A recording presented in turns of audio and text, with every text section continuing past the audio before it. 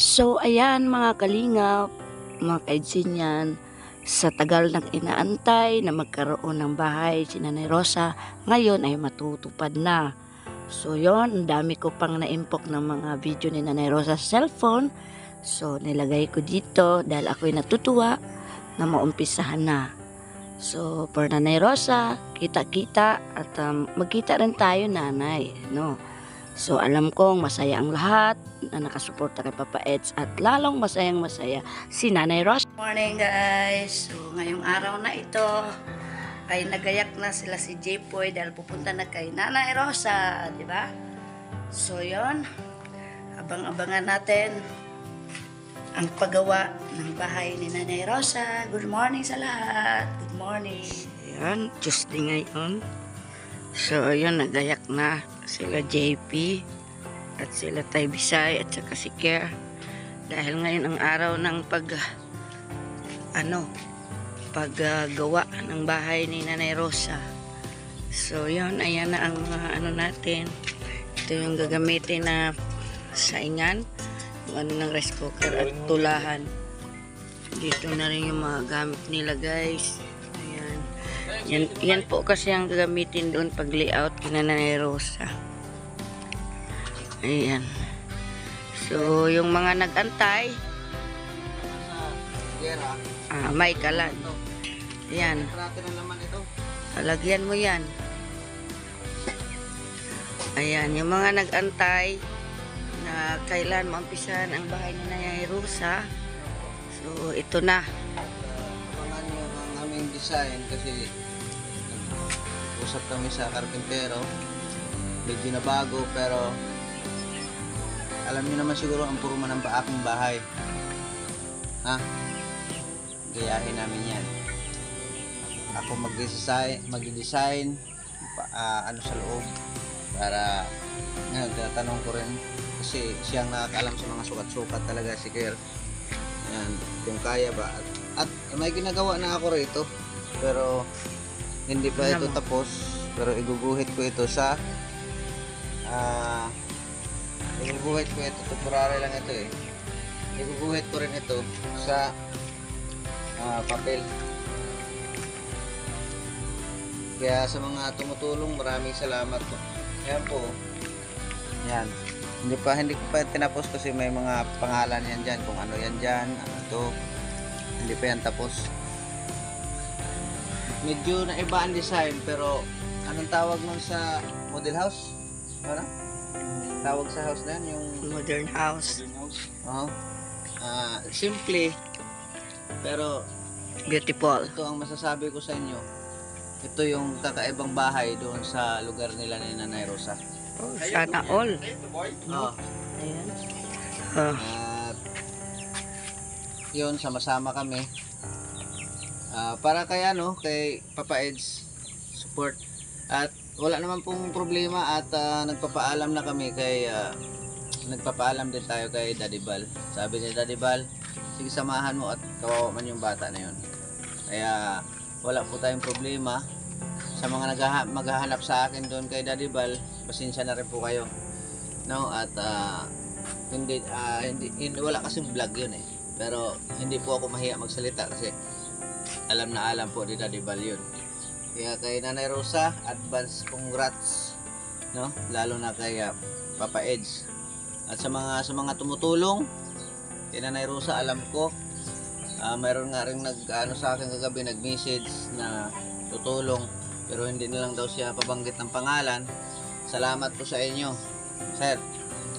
Lalo na siyempre sa tiwala kasi siyempre kinontak niya ako kung legit ba daw yung account ko na yon. Hindi nag-reply tayo. Isipin mo yan, ganun. Yung tiwala ng tao, mahirap hanapin yon. Ayan, importante. Kaya ingatan natin yung pagtitiwala. Wala naman ako ibang sagot talaga, wala pa akong hilamos. Naliligo ako, nagayak lang kami. Yung pagtitiwala talaga hirap hanapin yun. Kaya sa mga tutulong, maraming salamat po. At ito po kasi estimate namin dahil ang gagamitin namin ay puro bakal. Kasi tabing dagat yun, pag lumber bilis lang. Tama ba ako? Kasi naikabit namin ah, nakaano po yan, primer. Ihahanda namin yan, mapanood nyo rin po yan sa ating mga vlogs, sa vlogs ni Taybisay, kay Kel, kung ano man ang ano doon namin. Hindi kaya baliktad? Yung mga bakal madali lang man sa dagat? Kung hindi pinturado. Okay. Pinturado yan din. Ang gagamitin namin na yero ay hindi lang normal na yero. Rib type tayo. Kung ano yung ano sa bahay ko, Ganon? ganun din ang gagawin namin. Sangayon din naman si Papa Edge. Wala siyang magagawa. Kapag wala kang magagawa. At Dahil andito ang engineer. dito yung engineer. Oh. Contractor. Nandito na ang lahat. Ito. Para alam mo bakit wala ka talagang magagawa, Papa Edge? Wala ka talagang magagawa. Yung forma lang ang ipakita ko sa'yo, pero yung bubog, hindi ko sasabihin na ganun, rib type. Hindi, maganda kasi yun. Then, para sure ball pa nga, bukod sa rib type, pahiram pa ng primer pagkatapos na ma-install. Kasi dagat kasi yun. Baka sabihin kasi natin na pang ano, importante pang sa matagalan kasi hindi naman natin alam na baka mabuho. Sabihin natin, marami nagsabi, matanda na, ganon. Hindi po guys, hindi po natin alam at hindi tayo makapaghusga. Malay natin mabuhay pa yan si Nanay Rosa ng 500 years ago. Diba? Grabe ang tagal, Kaya guys. hindi natin masasabi na kung ano man. Importante, nakapagbigay tayo ng ganon ni Nanay Rosa, pero maganda, sulit, pulido, na walang masasabi yung makapanood at nagsusuporta at nag-i-sponsor. Ayan. Guys, abangan nyo guys. Exciting na ako. Papa Exciting. Eds, Excited. Tandaan mo, Papa Eds, wala kang magagawa. Patay ka, Bahay Papa na Edge. ito. Oo ka na lang ng oo. Ayan. Grabe guys, no? So, ayan na. Bakit parang dalawa atang mahaba na mga saksakan ang dala nyo? Si Taybisay may dala, si Ker may dala. Importante, libaling magsubran. Yan. Kita nyo naman. Andun sa likod ni, ni, Inano ko lang talaga itong sasakyan na to para kay Nanay Rosa guys. oo. Nanay Rosa talaga ang binamano rito. Kaya Nay, kung nasaan ka man, Andyan ka na lang. andyan na lang. Ito, gusto ko ipakita sa inyo. Ito pala, kaya hindi nyo nakita sa live, yung ginawa ko rito. Ayan o, hindi pa nakita ni Mrs. to eh. Ayan o. Di ba? See? Dumi-dumihan lang natin yan guys. Kaya nagkaganyan na yan. Kita yan kahit malayo. Yun. Kaya ganon. No? Abangan nyo yan. Basta ako excited ako sa bahay ni Nana. Ang ganda ng imagine ko. Ganda ng forma. Hindi ako masyadong nakatulog kagabi. Sana all talaga yung engineer natin. Di nakakatulog guys. Imagine ko kung ano ang kalabasan. Kasi pag mag-good morning kasi kami, yung kagaya dun sa pinakita namin sa inyo sa live ko, mas magastos yun. Kasi nakaganyan, tapos nakaganon. Ang inano namin, mahangin dun, kabing dagat. May magtuklapan lang.